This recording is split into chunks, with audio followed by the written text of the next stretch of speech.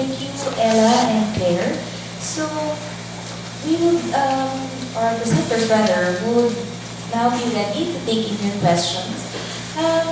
If perhaps when you ask your question, maybe you can introduce yourself and the institution that you are part of. Thank you. Okay, hindi ko na kailangan. Sisigaw na lang siya. I'm Rolly from Poli-Sci Department here at UC. Kasi ngayon nakababad ako dun sa climate change from a resilience perspective, and ang dami kong nako-connect dito, kaya nga i-interview ko sa Ella mamaya eh. So meron akong, may ulterior motive ako dito.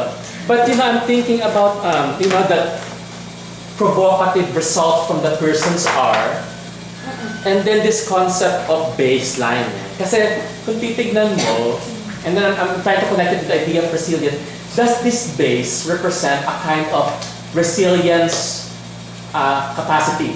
Kung baga for each different community, baka meron silang inherent capacities na built-in na that helps them determine or perceive the absence or the presence of threat. Kaya nga, siguro ang suggestion ko sa group, kasi meron kayong 7 dimensions, for each local, siguro mag-ranking kayo. Kasi di ba bawat lokal, iba-iba yung threat na nakapasok doon, iba-iba ngayon magiging perception ng threat. And then yung importance kung ano ba sa 7 dimensions yung mas namamayani. So kung ira-ranking natin, baka makatulong yun sa pagde-develop ng weights, di ba? And then, eto nga, siyempre, yung index nung panamit nag-uusapan ni Ella yan kasi yung sa SSR naman experience namin sa reform. And from my past experiences with developing indices, tough, very time-consuming, very difficult, but it's sexy. Diba? One number representing human security. No? So kailangan pa siguro kung talaga natin seryoso tayo dito sa pag-develop ng index, sinsinan natin. No? Kaya tanong ko lang, Claire, yung kasi nag-Pearson's archive merong specific indicator, and then meron ka ba yung parang overall impact question? Ano ba ang feeling mo ng human security dito sa kasi ano yung nirelate mo dun sa Pearson's archive between the specific and the general human security feeling? Meron ka bang ganung question? Ano yung overall? Actually, yung dun sa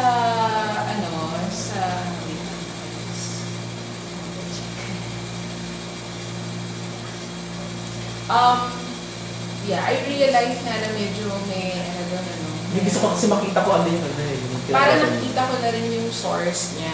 Kasi I related it to a composite score on threat. Meaning, in all the 7 dimensions, ano yung threat score? Tapos meron siyang overall score. Bago yung Pearson's archive. Oo. So, baka nawawala yung ibang threat kasi parang na-average. Right. Okay. Got it. Kaya nawawala yung picture. Baka it would be better, for example, if I ask about capacity to get medical services, I will correlate it with health security lang. Right. Hindi yung overall. Actually, I agree there kasi kung sinabi mo hunger, and then overall food security. Of course, correlated siya, obvious di ba? Kaya lang yun nga yung siguro masyado pang maaga para i-correlate siya sa composite dahil hindi pa masyadong masinsin yung pagkagawa. Kasi dapat at that stage, bago ka pumunta sa stage na yun, develop na talaga yung as an index, di ba? Actually, I'm looking at a composite index for the basic services. So, yung freedom from one composite index and then freedom from fear composite index because they are very much correlated yung dimensions na yun. So halimbawa, anything about, kunyari, access to medical services, mataas yung correlation din yun sa economic security. Kasi where you have high economic security, mas may access ka to get, aside from public health services, meron kang access mo sa private health services. So, parang mas gano'n. It's really more refining pa the indices. Oo. So, kagaya ng nabanggit ko kanina, parang hindi ka kasi siya tipong chamstoy na Yan, pagsasama-sama. nawawala mo yung Lahat. grade. Although, we tried to do factor analysis in the 2007 study, and we came up with 4 factors. When we tried the same formula dito sa sa pilot study, kasi yung 2007 is a national survey. So, isang buong national lang siya. Ibig sabihin, when we tried to sample, we tried to come up with national estimates. Wala kaming consideration about the local. Ngayon, we generated a large enough sample for each municipality. Parang ang lumalabas, iba-iba yung weights doon sa bawat municipality. And therefore, what we want sana is to get more municipalities and try to group the municipalities. Kasi may mga magkaka-cluster na municipality in terms of yung, geographically. Kasi sa ngayon, geographic pa lang yung meron kami. Okay? We try to explore also but it's not too useful, yung anong class ng municipality. Kasi kung mapansin ninyo, halimbawa, Mula na is first class municipality, 50% do not have access to toilet. So parang hindi siya ganun ka-useful sa ngayon, the indicators that we have right now. So if we will have more municipalities, probably we can do cluster analysis. So para ma-identify namin kung not only the factor analysis, but do the discriminant analysis together with the factor analysis para mas masinsin yung yung index. Kaya hindi ko na pinakita yung yung Human Security Index. Parang sa ngayon, hindi pa siya ganun meaningful. Kasi po one last comment, namumula yung sinabi. Last one kasi, suggestion parang hindi mawala.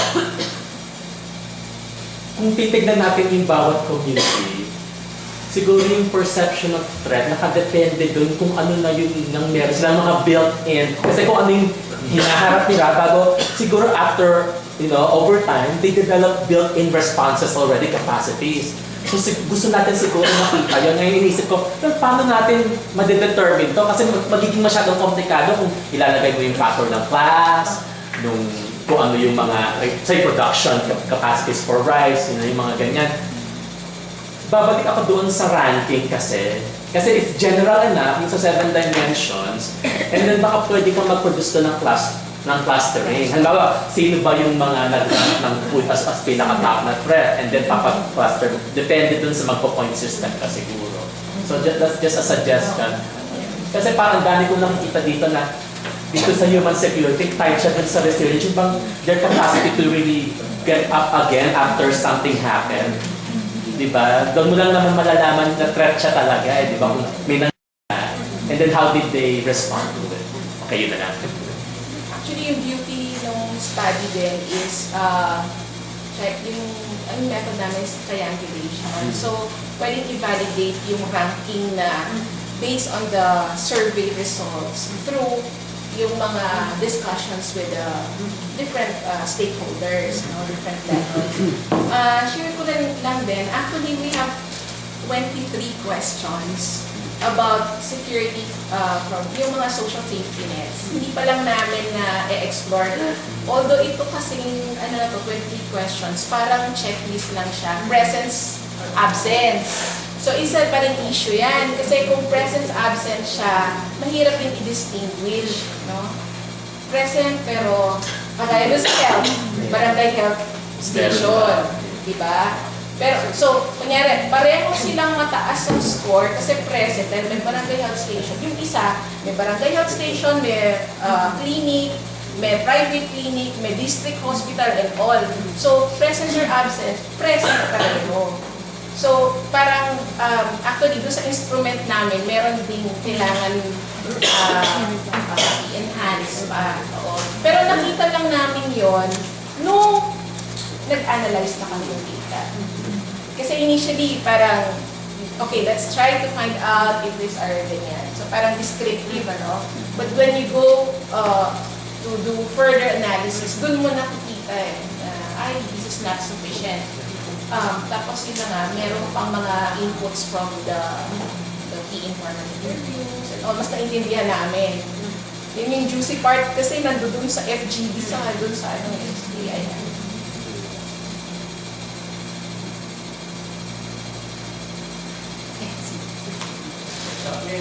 You mentioned that test HSI is not yet meaningful, but the studies about pilot testing say HSI. So what about this? Where to? The HSI as a single number, yung sinasabi ni Rolly na sexy number, okay? But as you saw in the presentation, yung mga different dimensions, di ba? Napaka-useful niya. For example, findings about yung impact ng disaster. This was not present in 2007. So, if we can continue these studies, no, nakikita natin from 2007, saan tayo nag-move? Actually, yung economic security, merong little movement, no? Nag-improve ng kaunti from 2000, but that is only like 3 years, di ba? Pero nakita mo, umuusad yung economic security. So parang, di ba yung HDI naman, it took 10 years. decades Yeah. bago na-develop. So parang kami, nakikita namin, medyo promising pa rin yung HSI. Meron pa siyang matutunguhan.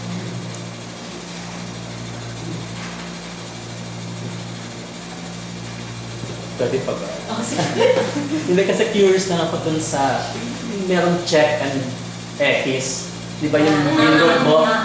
Paki-explain naman kung paano ka makakaroon ng check, paano ka magkakaroon ng X. Oo, ano yung basis? Ano? Yeah. Actually, ito yung instrument namin. Medyo madaya itong instrument na to kasi ang font size niya sobrang liit. Pero parang 11 inches. Dinadaya namin yung mga field. Parang maliit lang yung sisingilin nila. Maliit kasi yung budget ng UNDP. Anyway. Biglang ganun. Bawal. Naparinig sa UNDP. Bawal isang dimension, isang block ng questions na. There are about mga average of 15 questions per block. So it's simply a scoring system, no? Above the mean, below the mean.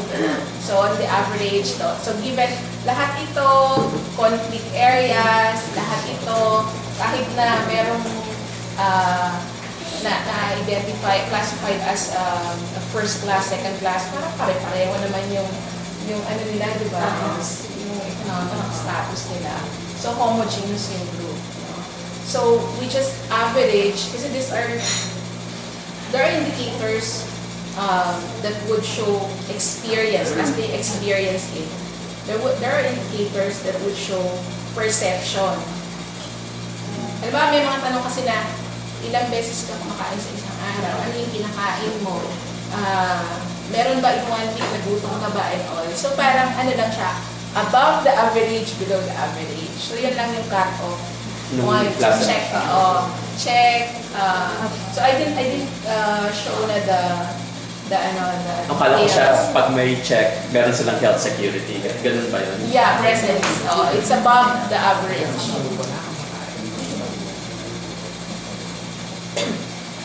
Actually, halimbawa, yung nakita namin sa hunger, sa national average, gumanda tayo from 2007 to 2010. No, it used to be 30%. So, dito sa pilot namin ngayon, nag-average na ng 19%. So, parang, wow, gumaganda, ganyan. Which is consistent with the SWS survey results. Ewan ko kung matutuwa kami. Pero, syempre, nakita nyo naman, manipis din lang eh. No? We only have 40 households per barangay. So, spread out lang siya sa 40 households. So, consider nyo ba, like, imbis na check and plus, sasabihin mo ba, 20% economically secure. That's Meron just ka for rin, presentation purposes yung Yeah. summary of Meron. Yeah. Okay. Yeah, Mike pala from. Now I'm with the Center for Humanitarian Dialogue. I used to deal the with program manager. the crisis program, but also that was just a pamana from a previous program manager. I support the observation about resilience and inherent capacities in terms of communities being resilient. And this is something that's unique about the concept of human security, as we all know, that we need to look at inherent capacities also, and not just the threats. So I'm wondering whether if the future direction of this study will also consider that, and not just the threats. Measure what is already inherently there, so that our assistance in the future will be calibrated on not just addressing threats, but strengthening inherent capacities. This is, Actually, at this point, we, aside from the perceived threats, we already asked their capacity to mitigate threats. Although, of course, we have not yet really looked into what are the traditional means that they use to mitigate the threats. But at least now we are looking into their capacity. But perhaps in the future we can really look into the resilience. Because in the FGDs we're getting information, for instance, from Mulanay, they say there's a sort of debate because some participants feel that anyway, we know that typhoons and landslides happen, so we get used to it. We know how to deal with this. So it's not a very critical threat. Of course, we know that our livelihood will be affected for some time, but we know how to we know these things will happen. Exactly. Yeah. And then we already started to document Those closing codes, best practices. For example, in Haniway, we have UP there, di ba? So, merong kang UP na pwede mo maasahan mga estudyante na nagsasurvey and all. So, if we are able to document these best practices, baka may mga models that can work doon sa mga, kaya nga yung na-excite ako dun sa discriminant analysis, yung ika-cluster mo sila. Kasi baka ito yung para sa model 1, para sa inyo, model 2, para sa inyo, and all. And also, just to add to that, I know the study is at its present state right now, and that a single number, just like the HDI, which is very informative as far as policies and affecting the decision makers. You flash HDI as a number, ang daling i-compare across the board.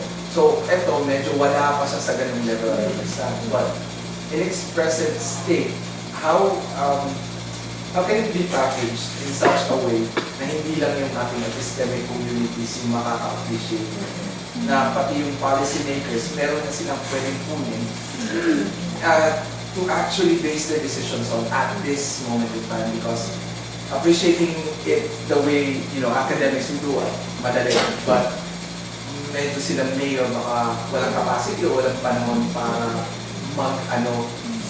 so paano natin yung sasabayan yung mga ganitong study ng isang presentasyon ng madaling ma-digest sa policy level na hindi ganun ka-bihasa sa statistics.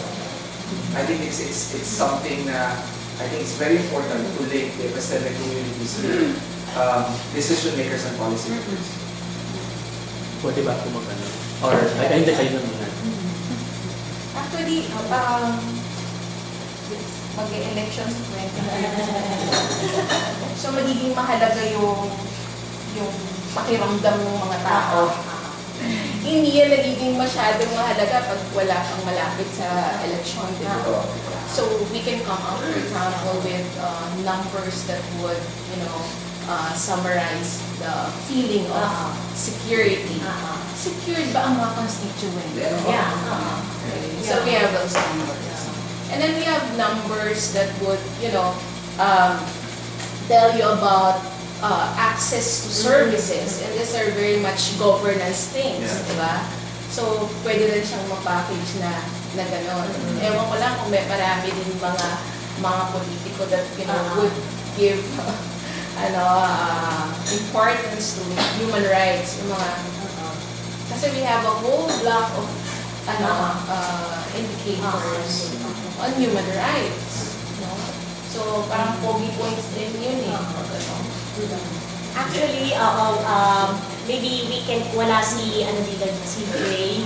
But when he, our field coordinator for you, but when he went there, and of course he had to request permission from the LGU to conduct his study. And, oh well, I don't know if maybe because the current mayor, of course, appreciate data, but actually he said, can you train us for CBMS? And we said, well, we can probably link the people who are the interviewers for the project as your enumerators. Actually, ganun yung nangyari. Yung mga na train ni Jay to be the encoders, the enumerators, they were the ones who got the job for the CBMS for Gubat. So in a sense, there are some capacity building also, and perhaps from some local chief executives can appreciate that kind of capacity building kasi lagi ang issue nila, wala namang nagtitrain sa kanila to do the surveys, to conduct data. Saka natuwa kami, gumagamit na sila ng data ngayon. Ito sa kanila yun. Should we have Roy first? No, Yes, sir. oh no, sir. Hindi, gusto ko lang mag-respond doon sa the sexy number. No? Kasi ngayon nasa mode na naman ako ng statistic dahil binigay ni Claire sa akin yung mga classes niya.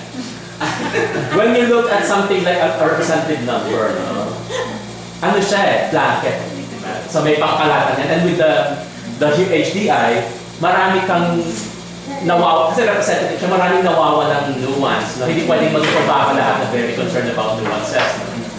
So, eto, may potential siya for producing the number. Kaya nga lang ang danger niyan, because of at its infancy pa, meron tayong danger na yung hilaw pa siya. But I guess it's up to the people who are going to use it. Kasi you're going out on a limb. Ima-market mo to, this is the sexy number. Ito ang bagong Ancortis, no? So, pag sinabi mong ganun, pangalan mo yung isusulat mo. No? Like, pag na-question, and ang question na yan, how well are we going to be able to defend this sexy number? Yung kanyang, yung bona fide to be sexy. How well can we do that? Yun ang siguro with UNDP and OPA, yun ang tatanungin nyo kasi alam ko, yun ang hanap nyo kasi with the SSR, ganun rin eh. Bigyan nyo kami ng isang number. Kasi madali siyang ipalabas, di ba? Sa mga eleksyon, ganyan. Oh, secure. But, And this is just cross-sectional data. yeah. Just a snapshot. So as funders, That's their yun ang data. decision nyo. You don't have trend You yet. know, what kind of risk are we going to take? That's why, just to extend Mike's query, I was just looking at the objective number 3. In your PC or in the report, you may want to, definitely you are to, the third objective is determine to what extent Yeah. the proposed HSI could be used at the local level. So it's a very good, not just academic discourse, but plain, locally based application. And that's the very danger or sabihin natin challenge ng CBMS because it's consultant driven. While it's mandated by JLG, part siya ng EES ng mga LGU, pero it's very challenging for LGU to generate CBMS annually kasi wala sa kanilang program, kinahire pa. But the data is there, pero hindi siya updated. At the same time, Tsaka hindi nila ma-update din yung... kasi yung program it's both. So, we do believe that it will be highlighted, noted in the final document. To what extent, para may raison d'etre kung magkapwede from 2012-2016 for the new series of CTTV. At the same time, of course, nababanggit nila ng Doc Ella yung identification of the, if not advocates, local champions. But we're just talking of the 5 or 4 municipalities. And for now, the flavor is again in Mindanao because of their Arakan and all. So it's really very good since may current naman ang TWC with Mindanao and hoping against hope that the SIPAC of UNC. Isa lang municipality, yung kaya ng funding ng yun. Kaya nga, within 2012, the time and motion, January, February matatapos yung UNDAP and SIPAC. I think that mayor and we will again be finalizing. Although we're not quite sure if OPAP is still the implementing partner because may challenge in terms of well, there's pa yung discussion with NEDA. Anyway, yung mo lang, nasa third objective and that would be a very good item na titingnan ng lahat, not just OPAP. By the way, sir, sir na kita. Yung yung the idea of the success of an index, kasi sa CBMS, kasi may experience na ako sa CBMS, yung sustainability talaga. Is it a project or a program? Kasi pag project lang siya, It's a project. kung project lang siya, very low chance for success. It has to be a program. It has to be a program. Kasi kita mo ang HDI, di ba? Na itutuloy siya ng mayayaman na LGUs. Yeah. Pero nahihirap kami. Parang hanggang may project, it's there. After the funding, Wala wala. na. Like in the case of Mulanay, sariling gastos of the LGU. LGU. Tapos yung program nila, it cannot be updated. Di ba i-install sa kanila? Kasi sila nakapag-input ng bagong data. Tsaka marami akong narinig sa CBMS, nagkakaproblema raw sila dahil napaka-voluminous ng mga instrument. Hindi raw nila yung mga NGO na gustong kumuha na ng CBMS data, hindi makakuha dahil hindi nila ma-complete. So ang tanong ko ngayon, Ella, may possibility bang i-write tong HS instrument with the CBMS? May possibility? Actually, there's kaya lang kung it really depends on if the LGU has the capacity and the budget then.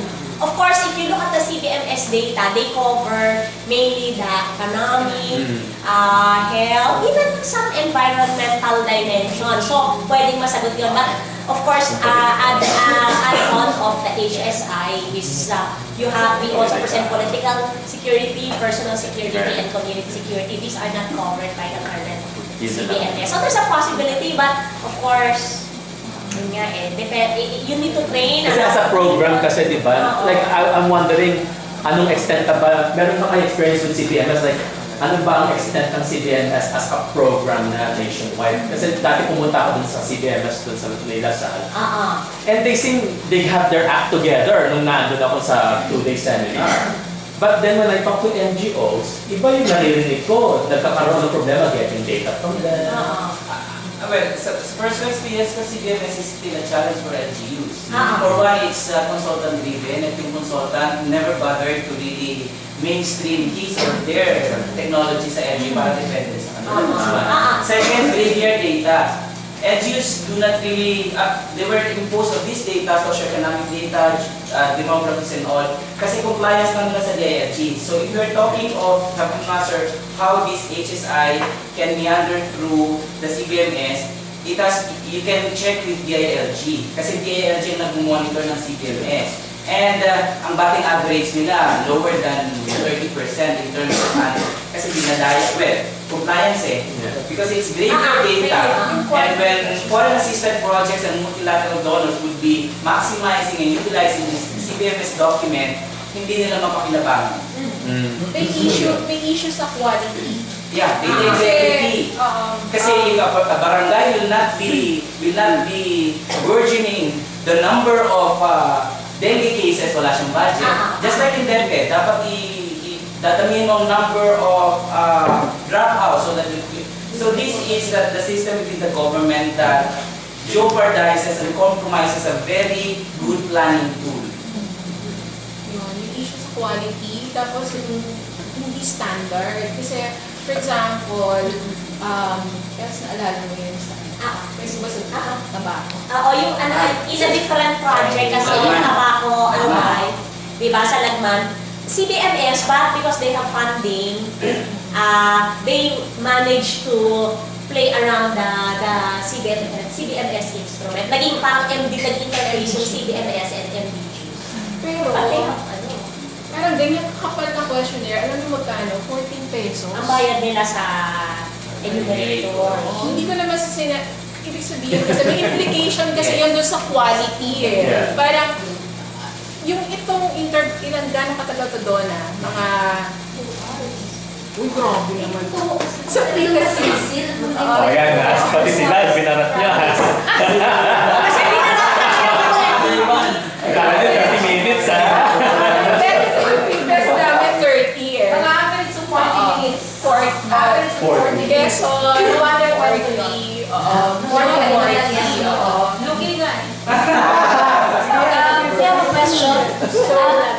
Parang ganyan, ano? So, 40 pesos, kunyari, lalakad ka pa, isang oras ka. Alam mo yun, may implication siya dun sa quality. Pero hindi 40 na bayad namin, ha? 40 tips. Dadagdag ko sa kukuha ko sa adoption ng CPMS and HSI. Kasi sa akin po, pananaw, based rin sa experience ko with the LGUs, no matter how much it costs, kung ang mga leaders, especially the planning coordinator, may matakaw sa, di ba, paggamit ng data, di ba, sa kanilang planning, then, it becomes a goal, di ba? Sa human security naman po, gusto ko lang, how do we advocate this to the local leaders? Kasi kung sensitive issue yan siya, di ba? Concept sila doon, napakaganda, pero sensitive issue, based on sa experience namin sa Liway, pag tinanong mga tao, hash-hash, naglalabasan yung mga kwento. Pero hindi nila sasabihin yun in answer sa survey natin. Kasi mas takot sila, based rin sa dinami-dami ng mga surveys na gagawin nito. Pero naman on the other hand, careful din sa kanyang mga isasagot. Siyempre, he will take a rosy picture according to the personality. Kasi human security index, di ba? Napakalabasan siya ng magandang kwento. Diba? Kasi sa lugar namin, secure ang mga tao. When in fact, real picture is magkaiba. Mag-classes na actually. Pero hindi rin mo siya lalabas sa survey. Lalabas. Pero sa actual na data gathering, hindi pa rin mo siya lalabas. Fear din. So dapat pala may shadow report. Actually, pasimple na chismis. And isa rin na idadagdag ko kasi meron isang slide mo kanina, Sir Lola Tinoy, paano ba siya may establish yung relations ng perceived threats based sa mga questions dito. Gusto ko lang siguro i-share yung kwento kasi minsan baka may kinalaman nyo how we formulate questions. Diba ba? At yung respondents gusto ko lang natawa. Kasi meron natin namin isang respondent na natanda na almost 78. Siyempre, pinatayuan siya ng bahay ng kanyang anak. Tayo, household debt. In-interview. Meron na tayo isang tanong sa kwento. Yung capacity mo ninyo to give birth in a safe and hygienic environment. And choice lang po. Di ba parang, yes. Ano nga yung choices? Hindi, yun yung capacity ng locality. I see, locality. Pero yun yung understanding. Yes or no? Responded mismo. Meron. Sagot nila, dahil matanda na ako masyado. Hindi ko na alam, hindi na ako nananganak. Hindi na ako pwede niya. Yung point ko is how we reform the questions, sometimes matter din sa... And I'm your response. Pwede ba mag-follow up sa'yo? Kasi nang-entry ako sa the eye for data ng mga leaders, di ba? Kasi kung titignan mo yung HS, yung human security conceptualization, meron siyang relatively harder data versus relatively soft data. Yung kumbaga, mas link siya sa abstract versus concrete, more relatively concrete context. Doon ba sa experience nyo ng I4 data, mas nagkakaroon ba sila ng eye when looking at harder data versus the more abstract or vice versa? Hard data. Hard data. Kasi yun yung sinasabi ko dahil dun sa climate change naman yun eh. Kung binaha ka na, may data ka, you have to respond to it. Kaya kung nawa, personal security, debatable yan, di ba? Depende. Secure ba ako? Secure. So baka hindi sila masyadong mag-respond doon yun. Although yung mga hard data natin, yung level of aggregation niya, mostly hanggang provincial lang. So even when yung tanong na yung crime, kasi may experience ako dyan sa States naman, yung how do you respond to questions about crime? May ibang tao kasi iba-iba rin yung perception ng crime. Halimbawa, may babanggalan, na-assault na ako. Or ninakawan ka ng candy sa tindahan, meron ng theft, di ba? So, siguro, yun pa isang area, di ba, na kailangan.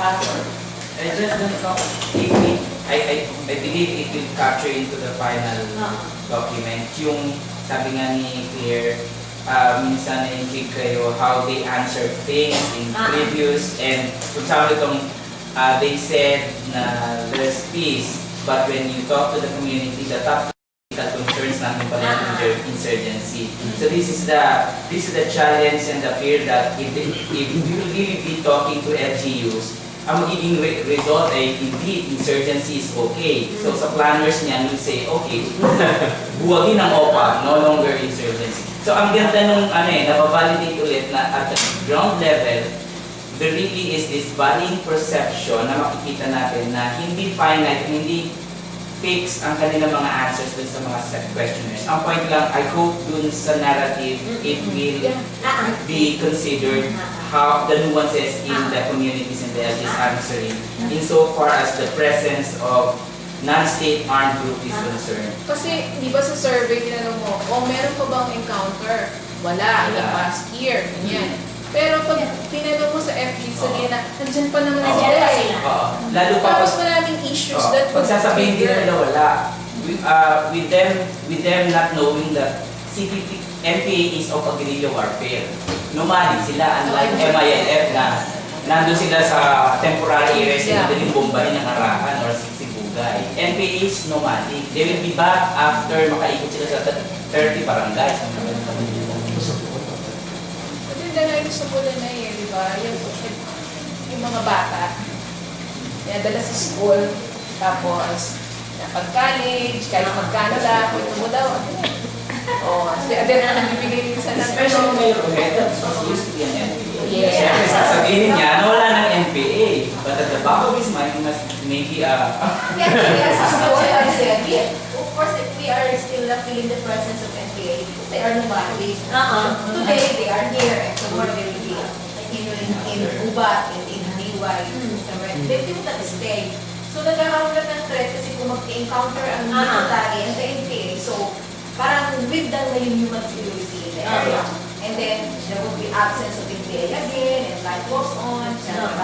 Pero what is important in Bulanay, particularly, going back to CPMS, CPMS is of course a very big asset for the local government unit because, for example, as what Ma'am Ella said, in Quezon Province, Bulanay is the only one municipality with CPMS. And every time in mga projects, foreign funders, that CPMS attract this assistance because they have already the baseline.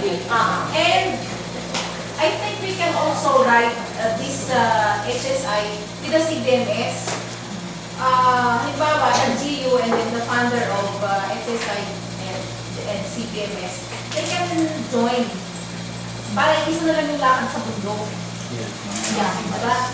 So we can siguro have one instrument with the HSI and the CPMS and the data there para yung budget pa.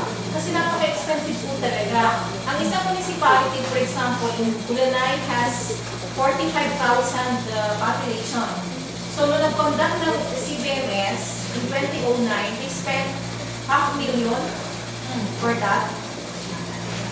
Yung maganda nga, yun yung kuha-kuha. Ganun talaga. Kasi masyadong malalaro. Ngayon, malaking bagay talaga kung mayroong educational institution in the area. As a matter of fact, mayroon kami 5 students na team ng NPA na pinag-aaral namin doon kung dahil confidential data until makagraduate sila. And then, wala na sa NPA yung family. Nagbalis na sila doon. So at least hindi nababutrayan ang government ko. Malaking bagay. So siguro, mas maganda kung ang UNDP maligay ng scholarships sa mga ganung barangays. Para at least, sa halip na gamitin. Tapos nga sa mga sundalo, magandang kayo ng mga scholars para sa halip na yung pera na gagastusin ninyo sa bala, ibigay nyo lang sa mga bata. Mas malaki pa rin impact niya sa scholarship. Perhaps we have room for one more It's question. not a question. Or a comment. I-share ko po kay Dr. Ella, Professor Pierre. Kasi na-mention sa inyo na ito yung conflict, no? This service is sa Mindanao Municipality. Kasi ang part of the thing din, na gagawa ng basic information sa ITV. Tama. Space person sa Mindanao, Central Mindanao. Mindanao, Lanao, sa Cotabato, hindi ko nakalimutan. Pero yun ho, and part ng mga tools na gagawin din ho, is survey student, capturing the self-identity. So, yun yung naisip ko kanina, baka pwede natin pag-usapan ng is it possible to adapt to the question there? Or, kung pipili mo yung sa community, gusto nyo doon na naging sa community ka rin. Si Mike is proposing Sulu naman kasi yung ano niya, bago niya trabaho. Oh, last From OPA. this is just for consideration of the team. Well, sa OPAP's point of view, Seth Deles is very much a go with, I suppose nabasa niyo yung bagong pep ni Robert Nigel Roberts, ang WDR. And the World Development Report is, in effect, conflict analysis, the stressors, etc. Nakita ko kanina ni Claire yung negative positive. You may just want to look at it if it's okay or mai-meander sa analysis.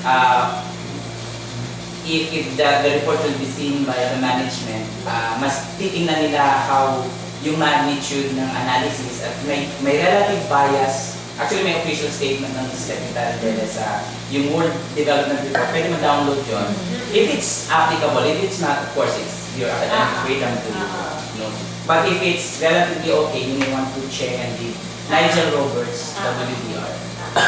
Pero offhand sa mga directors and all, hindi naman siya, we know writers and scientists, political scientists na international na they would just be terming other nomenclature, but in terms of analysis, problem analysis, etc. I just want to suggest if it's okay for you.